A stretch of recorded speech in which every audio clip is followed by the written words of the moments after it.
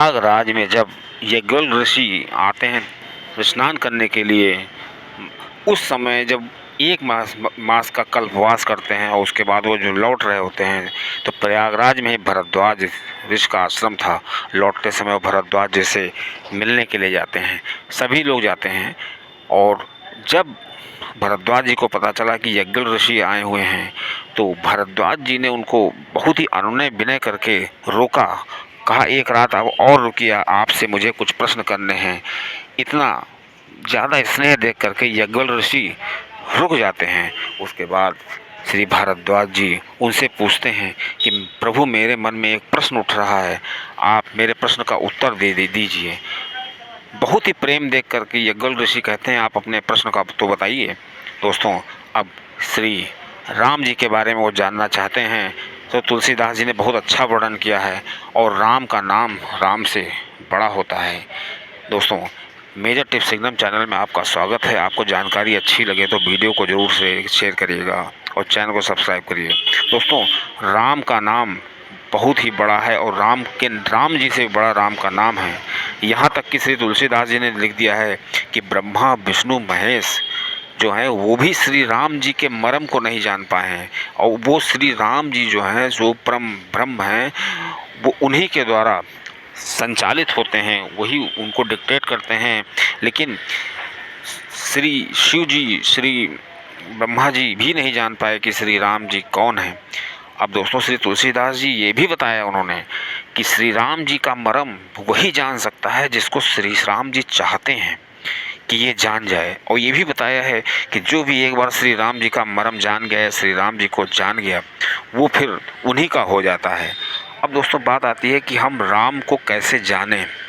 अब दोस्तों, सबसे बड़ी चीज़ है कि एक आम आदमी के लिए सबसे बड़ी चीज़ है कि राम का जो रहस्य है, इसको जानने में पूरा जीवन बीत जाएगा लेकिन वो समझ नहीं पाएगा। तो एक महापुरुष ने बहुत ही सरल तरीका बताया है श्री राम जी को जानने का, कि पहले हम जिस चीज़ को जानना चाहते हैं उसको मानें। जब हम मानने लगेंगे तो अपने आप राम की कृपा हो जाएगी और हम उस चीज़ को जान जाएंगे।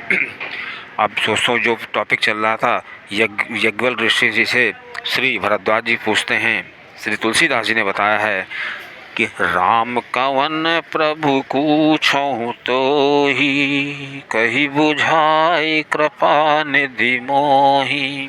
मतलब आप बताइए कि राम कौन है। और ये भी श्री भरद्वाज जी ने बताया, एक राम अवधेश कुमारा, तिनकर चरित विदित संसारा। मतलब एक राम तो वो हैं जो श्री दशरथ जी के पुत्र हैं, उनका चरित्र तो सभी लोग जानते हैं। क्या ये वही राम हैं जिनके बारे में मैं जानना चाहता हूँ? ये जो शिव जी जिनको जपते हैं, क्या वो दूसरे राम हैं? क्या ये दोनों एक ही राम हैं?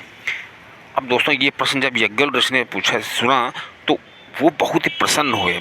वो समझ गए कि ये जो भक्त है बहुत ही चतुर है और ये इस तरह से पूछ करके हमारे से सुनना चाहता है राम की कथा। ये बहुत ही चतुर शिरोमणि के, इनको चतुर शिरोमणि की संज्ञा दी गई है कि चतुर शिरोमणि हैं।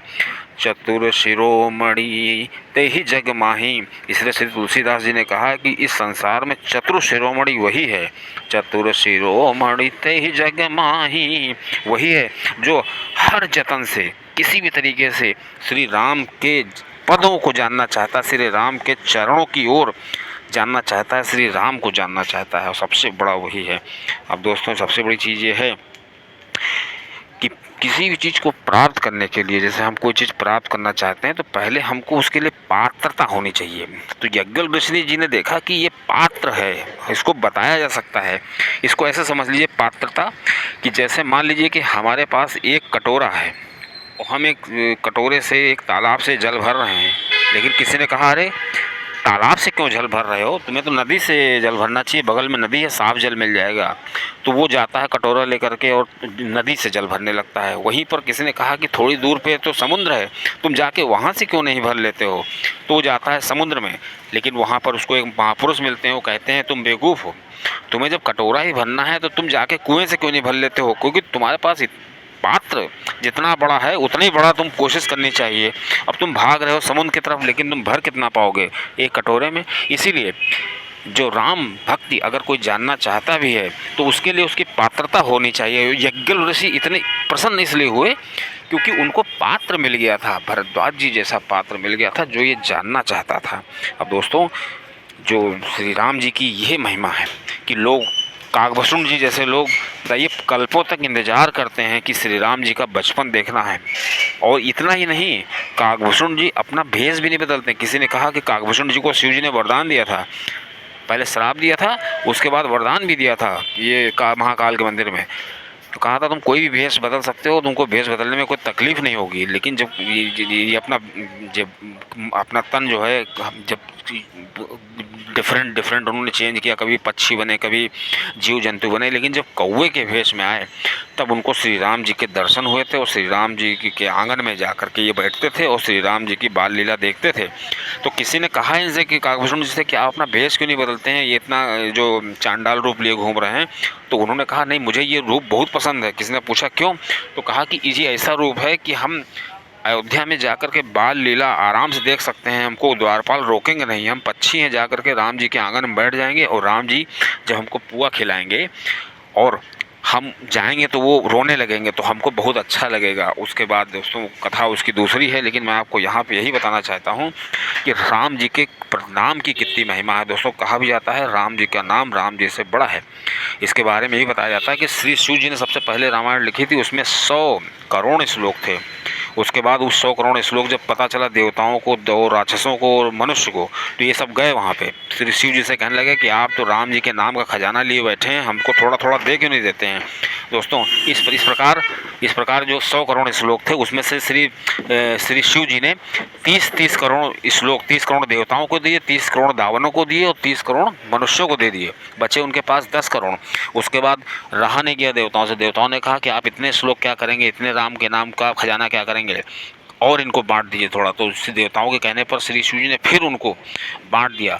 उसके बाद उन्होंने क्या किया, जब 10 करोड़ थे तो 3-3 करोड़ दे दिए, 1 करोड़ अपने पास रखा। उसके बाद दानों कहाँ पीछे रहने वाले थे, दानों ने कहा आप 1 करोड़ क्या करेंगे, थोड़ा सा और बांट दीजिए। तो श्री शिव जी ने फिर 1 करोड़ में से 33 लाख दे दिए। अब उनके पास बचे 1 लाख। उसके बाद फिर मनुष्य गया श्री शिव जी के पास, कहा आप 1 लाख क्या करेंगे। तो श्री शिव जी ने कहा कि ठीक है। तो श्री शिव जी ने फिर उनको बांट दिया। अब 1 लाख में 33 लाख बांट दिया। अब दोस्तों उनके पास, श्री शिव जी के पास इसी तरह करते एक श्लोक बचा खाली, वो अनुष्टुप छंद था। और अनुष्टुप छंद में आपको पता होगा कि 12 अक्षर होते हैं, 32 अक्षर होते हैं। अब 32 अक्षर जब बचे तब फिर ये लोग नहीं माने, फिर वो देवताओं ने सबने आग्रह किया कि आप 32 अक्षर क्या करेंगे। तो श्री शिव जी ने कहा ठीक है, मैं आप लोग को बांट देता हूँ। तो श्री शिव जी ने 32 अक्षरों में से बराबर 10 अक्षर बांट दिए। बचे उनके पास 2 अक्षर, मतलब कहाँ 100 करोड़ कहाँ 2 अक्षर। अब जो 2 अक्षर बचे तब भी राक्षस कहने लगे कि ये 2 अक्षर आप क्या करेंगे, ये भी हमको दे दीजिए। तो श्री शिव जी ने कहा ये त्रिशूल देखा है, अगर ये 2 अक्षर कोई मांगेगा तो उसको तो मैं बिल्कुल मतलब ख़त्म ही कर दूंगा, क्योंकि ये 2 अक्षर जानते हो ये राम है, और ये राम का नाम जहाँ पर है तो वो 100 करोड़ श्लोक के बराबर है। इसीलिए श्री शिव जी ही श्री राम के महिमा को समझते हैं, और इसीलिए श्री शिव जी से बड़ा इस दुनिया में कोई भी साधक नहीं है। दोस्तों कहा भी जाता है कि राम जी का नाम श्री राम जी से बड़ा है, उसका यही कारण है। दोस्तों संत कहे असनीत प्रभु सूत्र पुराण निज गात, होई न बिमल विवेक उर गुर सन किए दुराव। अगर कोई भक्त है या कोई कुछ जानना चाहता है तो उसको अपने गुरु को